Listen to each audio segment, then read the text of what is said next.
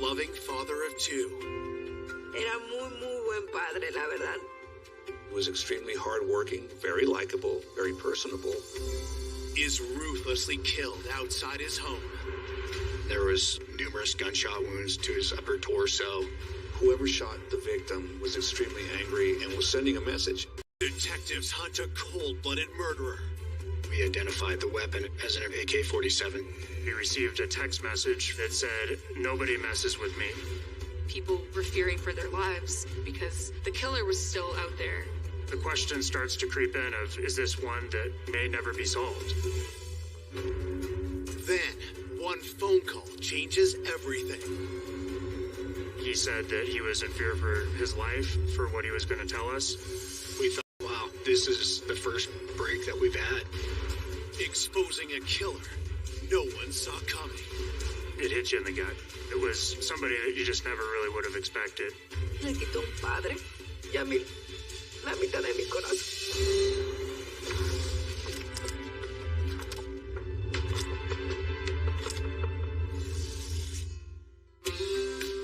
Mammoth Lakes, California, a pristine ski town in the Sierra Nevada mountains.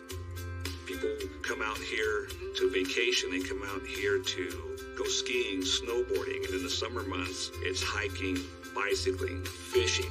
It's beautiful. The weather's always sunny. There's always an outdoor aspect that is just the most beautiful thing you've ever seen.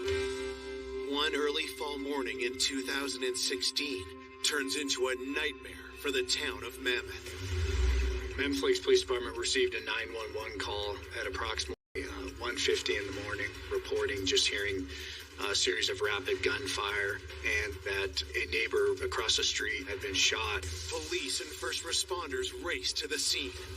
Patrol officers found the victim lying in the driveway, and he was lying face down in his own blood.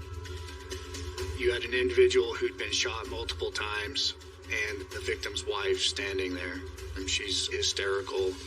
Y yo quise abrazar a Omar, me acuerdo. Y alguien dijo, no lo toques, no lo toques. Yo le dije, pero ¿y por qué no? Si es mi esposo. Quiero saber que él esté bien. Paramedics arrive and try to resuscitate the victim. La ambulancia llegó rápido, pero como Omar recibió muchos disparos en el cuerpo, Omar ya había muerto cuando ellos llegaron. Hernandez, and a homicide investigation is launched. When I arrived on the scene, I've never seen anything like that. Omar had approximately 15 gunshot wounds to his body. There were bullet impact marks all over. In total, there was 30 shell casings that were found. The victim was laying alongside his vehicle. There was numerous gunshot wounds to his upper torso.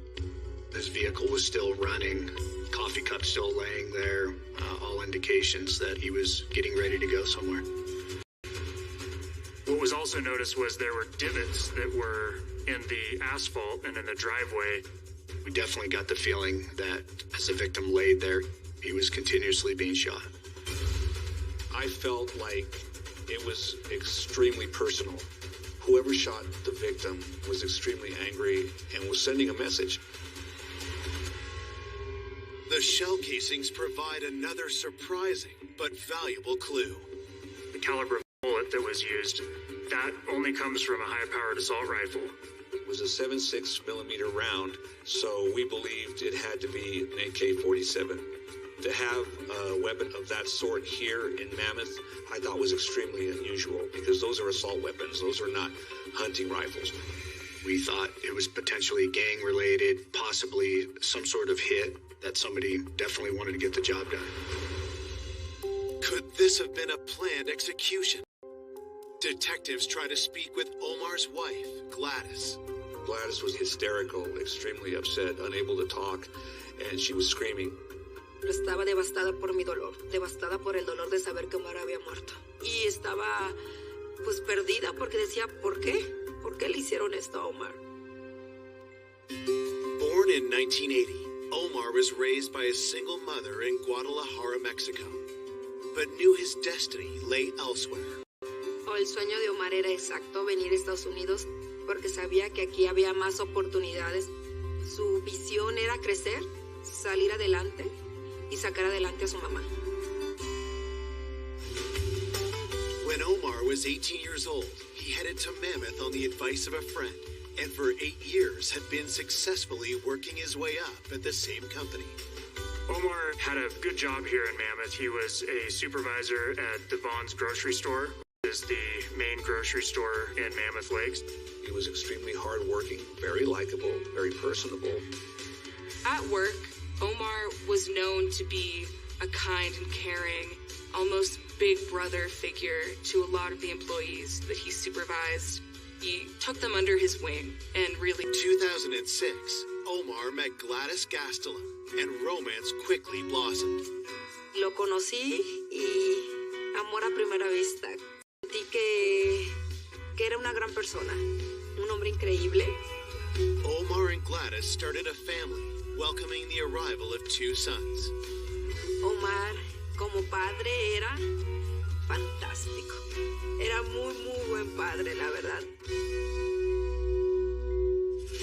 The young family had a bright future, starting with an event planned for just days after Omar's murder. Venía toda mi familia de México. Íbamos a bautizar a Mateo. Yo estaba emocionada por el bautizo de mi hijo y porque venía toda mi familia. Instead of a celebration, Omar's loved ones must now organize a funeral. Looking for answers, detectives questioned Gladys about the hours leading up to the shooting. She had gone to visit a family member, and Omar stayed home, and she came home right around 10 or 10:30 p.m. that night, and Omar was sleeping. He was trying to get a good night's sleep before the night shift. According to Gladys, at approximately 1:30 in the morning, Omar had gotten up, made himself some coffee, and went outside to start the car, to warm it up. Omar siempre entraba a despedirse y me dio un beso y me dijo, te amo.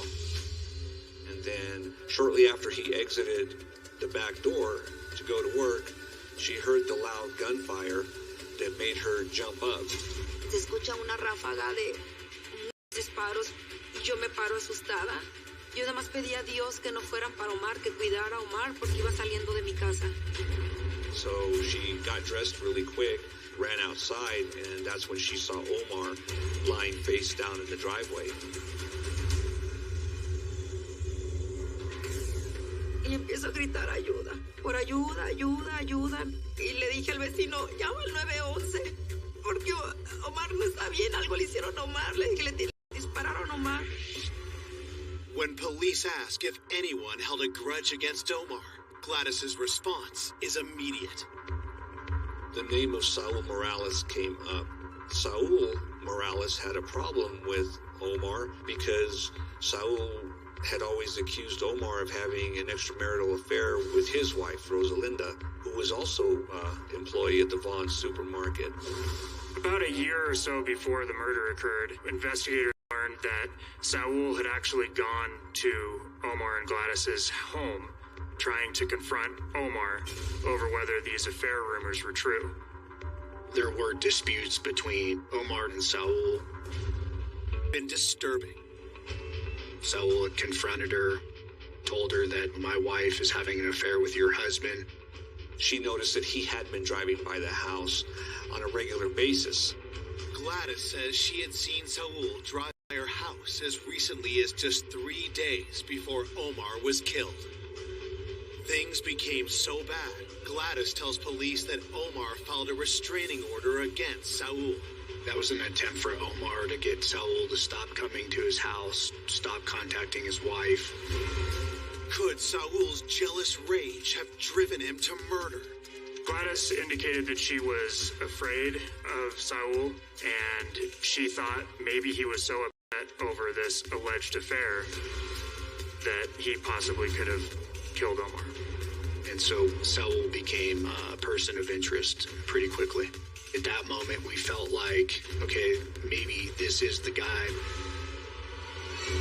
Coming up, investigators uncover a menacing grudge. He hated Omar, He was there to teach Omar a lesson. not his motive to murder somebody. And shocking clues. The sedan pulled over near where the crime scene occurred. It was the same vehicle that we'd seen in the video surveillance. The shell casings recovered were fired from the same gun. Before a surprise confession reveals a cold-blooded killer. He described how he just continued to shoot. Nunca imaginé que él hubiera hecho algo tan desgarrador, algo tan triste. That was alarming. I knew right then it was huge.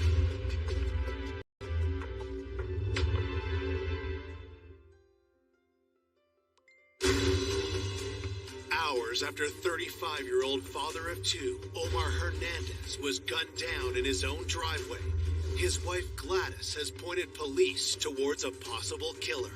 Saul Morales was the first suspect in this case because his wife, Rosalinda, had reportedly been having an affair with Omar. We found out that Saul confronted Omar about the affair. Saul had told Omar to leave his wife alone. Omar was upset that Saul had come over to his house while his kids were home. There was a fight that broke out between them and police were called. Officers arrived on scene and they were separated. No charges were filed, but there still was a documented incident. Gladys did not believe that Omar really did have an affair with Rosalinda. But the important thing was if Saul believed it to be true, then that is motive to murder somebody. Needing more information about the alleged affair, Omar is a nice guy that got along with everybody. The manager described Omar as a very hardworking person dedicated to the job, was that employee that worked over and beyond what was required of him. The manager did tell me that he had heard the rumors about Rosalinda and Omar's extramarital relationship. And also, he did bring up the fact that at times he would see Saul in Vaughn's walking through the aisles as though he wanted to catch Omar and Rosalinda together. Learning Saul's wife, Rosalinda, happens to be working her shift at the store, detectives pull her aside for an interview. She was very, very emotional. Rosalinda found out about the murder when she came in to work, became very upset. Investigators confront Rosalinda about the rumors. Rosalinda denied that there was ever an affair or that there was any sexual relations between her and Omar. She said that her and Omar's relationship was purely platonic and that her and him had been best friends, and that's the extent of their relationship. Rosalinda definitely gave me the sense that she was nervous. In talking to Rosalinda, she appeared to be holding back. At this point, investigators weren't sure whether the affair was a rumor or whether it was true. It seemed like the jealousy involved in the case could have been enough for murder. When you see a murder that gruesome, with that many bullets and that much violence, it comes out of some strong emotion.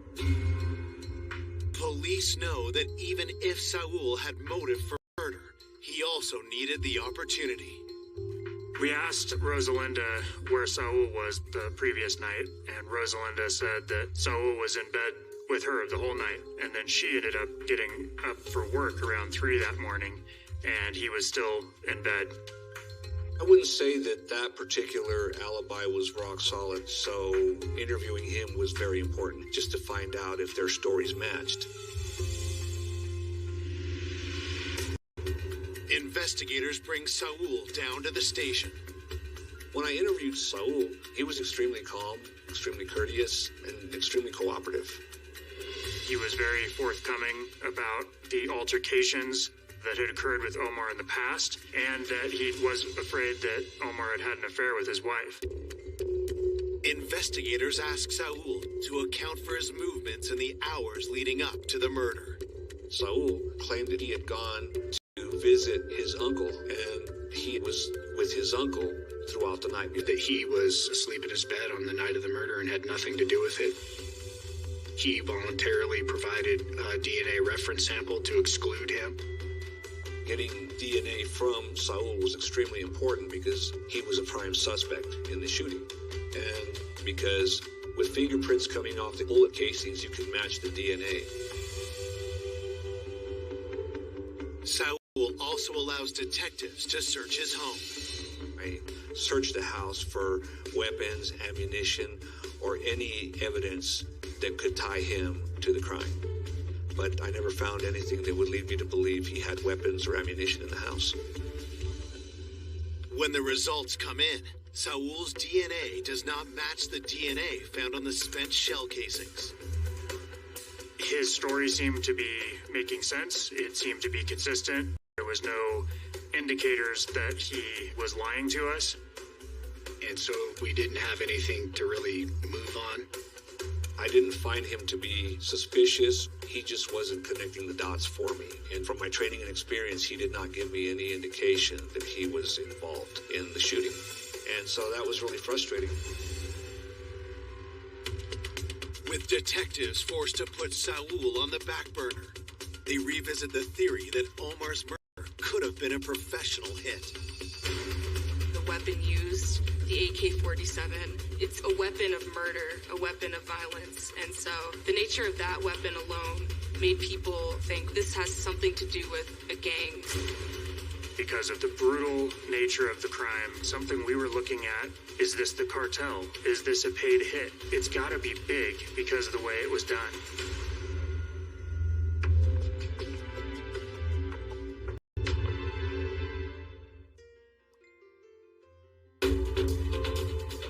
Police investigating the ruthless shooting of Omar Hernandez outside his home in Mammoth Lakes, California, now suspect he might have been targeted by a criminal gang. There was speculation that maybe this was a drug deal that went bad and the cartel had come up and put a hit on Omar. Investigators went looking through Omar's background to see if there was any drug affiliations or anything that could have been tied to organized crime. I didn't find anything in Omar's background that would indicate he had any gang association whatsoever. No pertenecía a pandillas, él era una persona tranquila, no usaba drogas, no usaba nada. Investigators move on from the gangland hit theory. Several days later, they discover their security camera footage from a... The closest camera that had any video surveillance was several hundred yards down the street, so you were capturing vehicles coming and going. Unfortunately, there were no cameras that were able to actually capture the crime as it occurred. What the security footage documented was a vehicle circling the area several times prior to the shooting. We had what we believed was a light-colored four-door sedan. We felt pretty confident that it was a Toyota Camry or Toyota Corolla. We felt like that vehicle possibly was involved. Police spot another suspicious vehicle in the footage. There was a red sedan-type vehicle that was seen at the intersection driving down towards the victim residence. What was notable was it appeared less than 2 minutes prior to when the murder took place, and then the sedan pulled over near where the crime scene occurred. Unfortunately, with the low image quality, we weren't able to identify who was in the suspect vehicles. Undeterred, police show the footage to Omar's wife, hoping she can identify the vehicles. The red sedan provokes a strong reaction. Gladys said that the day after the shooting, a red sedan drove by with two people inside of it that she recognized as Vaughn's employees. She did say that they gave her a slow roll type of look, as though letting her know they were watching her, or maybe even they were involved. Sentí miedo en ese momento porque cuando ellos pasan manejando y luego le hacen así, yo sentí mucho temor, sentí miedo. Gladys told investigators that the two individuals in the car were Jose Antonio Correas Vasquez and Eliud Correas Vasquez. They were cousins. Gladys knew Eliud and Jose Antonio as co-workers of Omar's. At the time, their reputation was that they were MS-13 gang members from El Salvador. Detectives head to Vaughn's to talk with Jose Antonio and Eliud's co-workers. Employees did tell me that Omar was the supervisor for the Salvadorians, and it appeared that they didn't like Omar. They didn't like taking orders from him. Investigators learned that Omar had been promoted to a management position a few months before his murder, and that there was constant friction between him and Eliud. Eliud and Omar did not get along. In fact, there had actually been an incident between the... Eliud became so upset that he contacted the union and made a formal complaint against Omar. Did Eliud take matters into his own hands with deadly consequences? There's one more detail about him that raises suspicions. Eliud drove a red sedan, and it seemed to be a possible match to the car that was on the surveillance video. However, when we looked closer at the red sedan and Eliud's red sedan, it was clear immediately that they did not match, and that was not Eliud's car in that surveillance video. With Eliud looking less likely as the killer, investigators turned their focus to his cousin, Jose Antonio. He claimed to have some association to some gangs. We subsequently served a search warrant at his residence. We did find assault weapons, although they ended up being imitation airsoft type weapons, so obviously they weren't involved in the actual murder itself. We didn't find any definitive ties to Salvadorian gangs. I think it was just their bravado, and they had a heavy reputation, and they knew people were afraid of them. Without anything concrete linking Jose Antonio or Eliud to Omar's death, detectives are forced to move on. That was just super frustrating. It just seemed like at every corner there was something that we thought was going to really point us in the right direction and really break the case open for us, and it just was another dead end. Just as the case threatens to hit a wall, investigators scouring Omar's cell phone activity make a jaw-dropping discovery. In combing through thousands and thousands of text messages, we did find many text messages where he and Rosalinda spoke to each other, and it became very clear that the rumors of the affair were definitely true.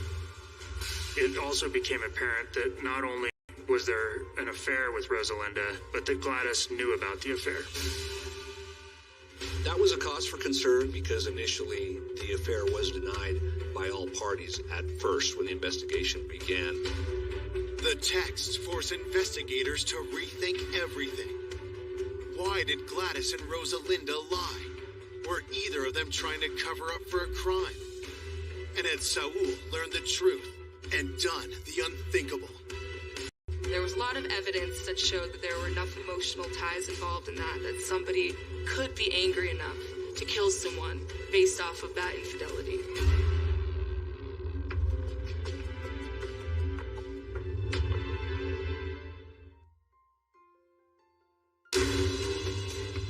Gunned down. Detectives have just obtained proof a rumored affair between Omar and coworker Rosalinda did actually take place. Omar was involved romantically with Rosalinda, and through cell phone forensics, we located text messages that definitely confirmed that Omar had a conversation with Gladys as well about the affair that confirmed that she knew about it. Gladys had previously told police there was nothing to the rumored affair, so investigators had to speak to her again. When we asked Gladys about the affair, she broke down crying, and she confirmed the rumors to be true. Gladys described how she found out about the affair with Rosalinda back in 2014. She returned home early from a trip to Mexico. And when she came back to their house, Omar wasn't there, but there was burned wax and rose petals on the bed, on the floor around it, and she knew they weren't for her. So a couple days after, she ended up going through her husband's phone and found the text messages between Omar and Rosalinda, which confirmed to her that he had had an affair. Detectives asked Gladys why she lied to them before. What was she trying to hide? Her reasoning behind lying about the affair was simply to protect Omar's reputation. He had a good reputation, and she wanted to maintain that. And also, according to Gladys, they were working through their problems to keep their family together. She just didn't want to have anything negative to say about her husband. He'd been brutally murdered. She kind of wanted to leave it at that. Let's investigate and try to figure out the person responsible. Police are also curious why Rosalinda had been untruthful and bring her into the station. And told her we knew that she did have an affair with Omar.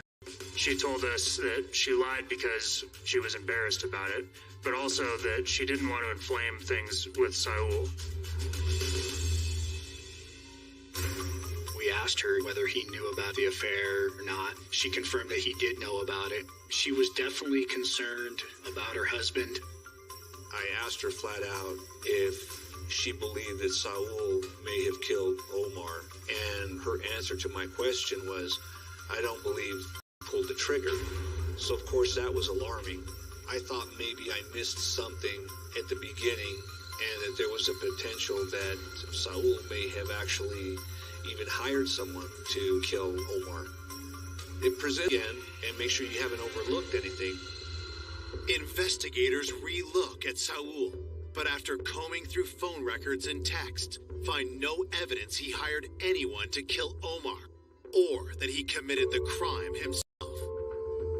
At this point, the evidence did not bear fruit that Saul was the suspect we were looking for. His alibi checked out. There was nothing else that ever came up that pointed him as being the one who did this. Saul is cleared once again. With yet another busted lead and no arrest in sight, police have to contend with the fear that's gripping Mammoth Lakes. It was pretty hard for the community to have all these investigations going on and talk of murder and gossip of violence and the things that led to it, but no answers, just dead ends. I think people genuinely were fearing for their lives because the killer was still out there. Afectó a la comunidad porque todos vivían en pánico, porque todos se preguntaban ¿por qué pasó esto? ¿Por qué en un pueblo tan chico, donde nunca había pasado nada así? No había explicación y pienso que la gente sí tuvo miedo.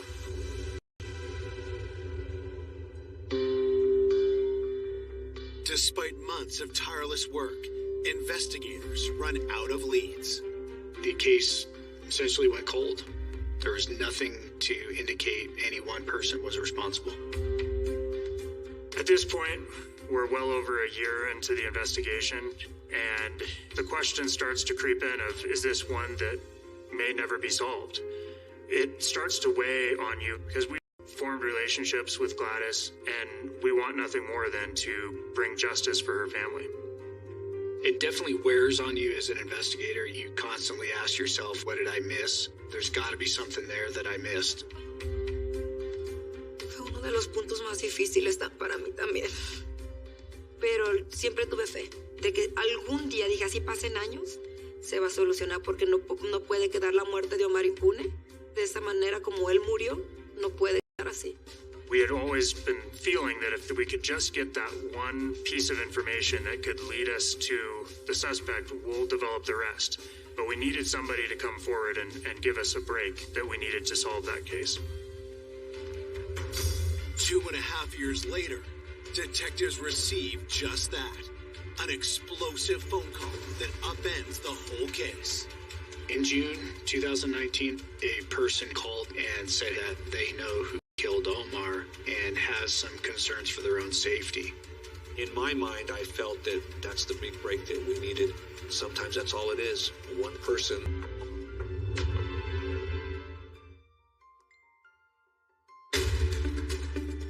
Two and a half years since the brutal slaying of Omar Hernandez, an informant has come forward with information that blows the case wide open. A man by the name of Francisco came into our office, and you could tell that something was scaring him. He said that he was in fear for his life, for what he was going to tell us. Francisco started telling us about this individual. His name was Josue Correas Vasquez, and he was a co-worker at Vaughn's. They both worked the night shift. Francisco worked with Josue, and Josue was actually the brother to Eliud, and he describes this contentious relationship between Omar and Eliud and Josue. months before the murder, says that they were constantly butting heads with one another, described Eliud and Josue as constantly disrespecting Omar. Omar would delegate tasks that need to be completed. And Eliud and Josue would always be disrespectful and say, well, why do we got to do that? Nah, I don't think so. Was just constantly kind of challenging him. Josue had actually told Francisco that he hated Omar because he had been disrespected and that he had threatened to fire his whole family and that he had to take matters into his own hands. Then, just several hours after the murder had occurred, Francisco told us that he received a text message from Josue, and it said something to the effect of, "See, I'm not playing around." And then there was another text message that said, "Nobody messes with me." When he saw the text message, he felt very strongly that that is Josue's way of telling him he just murdered Omar. Francisco then divulges another disturbing piece of information. Francisco told us that he had actually gone shooting with Josue months prior to the murder. They had gone out in the middle of the forest, and that Josue had brought an AK-47 with him and were just shooting targets. When Francisco mentioned AK-47, obviously all of our ears perked up, as that's the weapon we were looking for. And then several years after Omar was murdered, Francisco became the manager to take Omar's place at Vons. And he's now in a position to where he needs to delegate, and he's now seeing the same disrespectful tone from Josue. At some point in time, he and Josue got into an argument, and Josue says something to the effect of, "Don't make me do to you what I did to Omar." We asked Francisco why he is now, he was scared of Josue. He was concerned for his safety, and he wanted to tell law enforcement about what he knew, because he said, if something is to happen to me, I want you guys to know who's responsible. Francisco realized, I could be the one that's next, and this guy needs to be stopped. Detectives contact Gladys to gather more information about the working relationship between Omar and Josue. Gladys did tell us that when Josue first came to the States, he didn't have a lot of friends, he didn't know very many people, and Omar had taken Josue under his wing. Omar was kind to him, would bring him food for lunch breaks, really seemed to keep an eye on Josue and care about his well-being. Siempre le ponía su lunch para que él comiera en Vons y siempre me decía, oye Gladys, échale más lunch para convivir, para darle a Josue. Omar and Josue seemed to get along for many months during that time period. But Gladys told us that once Omar was promoted to supervisor, things started to change between Omar and Josue.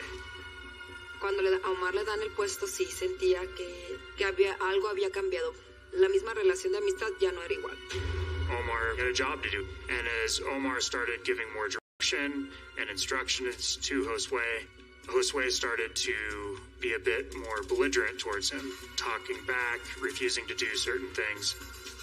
There had been reported conflicts between the two, and that Josue had felt like Omar was on a power trip. They didn't get along at work. They were constantly arguing with one another. Could a workplace conflict have turned into murder? Investigators pulled the employee timesheets for the night Omar was killed. We went back through the Vons records from that night to see when people clocked in, and we noticed that Josue did not work at all that night. We also looked into what vehicle does Josue drive. Detectives are hopeful that Josue's car will be a match to one of the two vehicles spotted in the surveillance footage. We determined that at the time of the murder in 2016, he did in fact own a 2012 silver Toyota Camry. That vehicle, shortly after the murder, had been resold to another individual. So we ended up finding that vehicle down in another part of California, and it was the same vehicle that we'd seen in the video surveillance. It matched the color and the make and model of what we were looking for. At that moment, we felt that we had the person responsible for the murder of Omar. head to the area where Francisco had witnessed him firing an AK-47. It wasn't a designated shooting range. It was a dirt road off of a main highway.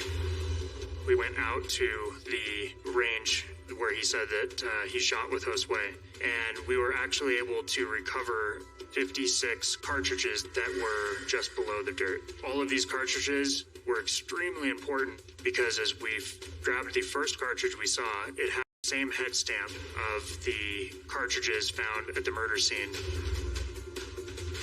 When we found shell casings, it just really hit you in the gut. We thought, wow, this is the first break that we've had.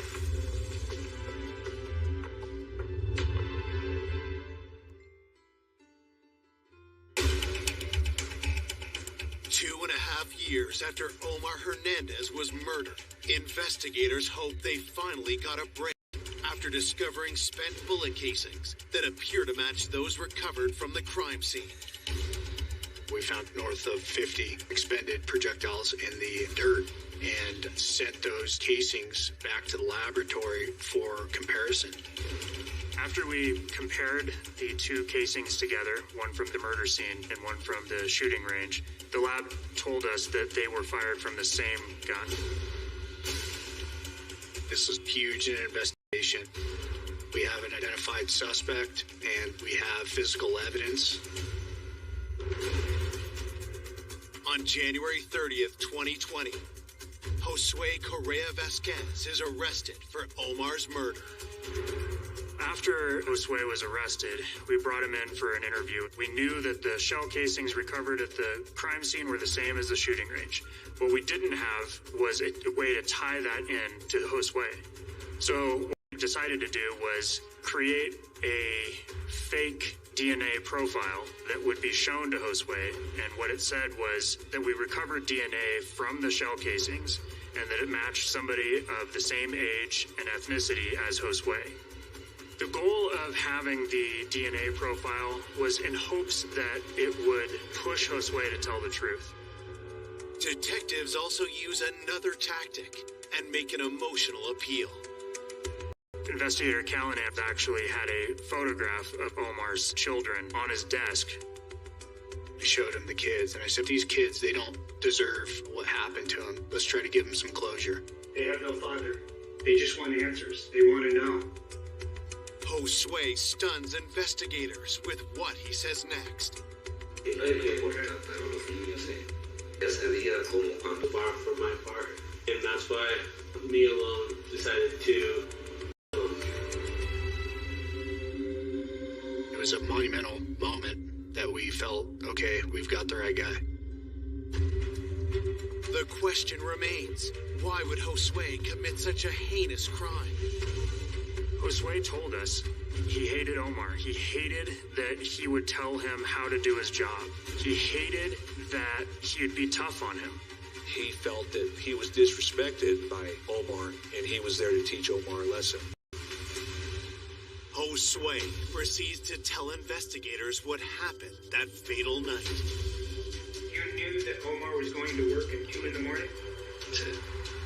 He said that he drove by Omar's residence a number of times, confirmed that the vehicle in the video surveillance was in fact his vehicle. He says he went around the block to see if he was home. Just before 2 a.m., Josue parked across the street from Omar's home, and he waited for him to come out.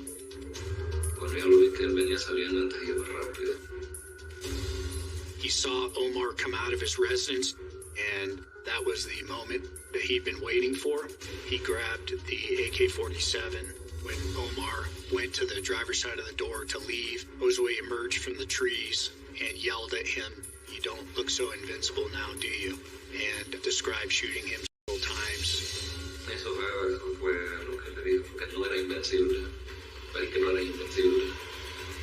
He described the look in Omar's face, the surprise, the shock. How many times did you shoot? Era mucho el odio. Le disparé todo el cartucho. Como al tercer disparo ya caímos. He kept firing. Josue said that after he murdered Omar, he went home, he went went to bed. A lot of Josue's interview is matter of fact, which was chilling in and of itself, that you can have murdered somebody and just be talking about it in such an unemotional way. Josue admits that several days after killing Omar, he told his brother Eliud what he had done. Eliud was concerned about the murder weapon and whether it could be traced back to Josue. So Eliud took it upon himself to take the AK-47 to the forest and bury it so no one would ever be able to find it. Based on Josue's confession, police bring in Eliud. He eventually admitted to us that he did help dispose of the gun and gave us the details about where it was. We dug right there and sure enough found an AK-47. At this point, it's kind of a prosecutor's dream. We have a confession statement from the defendant, and the murder weapon that we never thought we would recover just showed up. For his part in the crime, Eliud is sentenced to a year in jail. Eliud was charged as being an accessory after the fact. He was charged for helping dispose of the murder weapon and not telling authorities about it.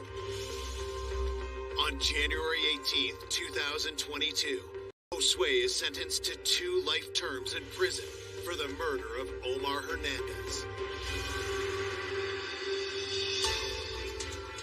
El día de la sentencia, sentí paz porque se estaba haciendo justicia de la muerte de Omar. Nunca imaginé que Josué hubiera hecho eso. Tan desgarrador, algo tan triste. The biggest surprise was that it was somebody that you just never really would have expected. Omar had taken Josue under his wing. By all accounts, Omar cared very much about Josue. That's what was so troubling in this case. Omar lost his life, was brutally murdered for no reason other than he was a hard-working individual who had expectations. A mis hijos les quitó un padre y a mí la mitad de mi corazón. Eso nos arrancó Josué. Omar's family still feels the deep impact of his loss. Sé que desde el cielo él me da esas fuerzas. Yo que lo recuerdo mucho en el momento de que donde yo necesito recargar mi cabeza en su hombro, donde ocupo el abrazo que me diga, todo va a estar bien, Gladys, no te preocupes, y que me haga así. Esos momentos extraño mucho de él.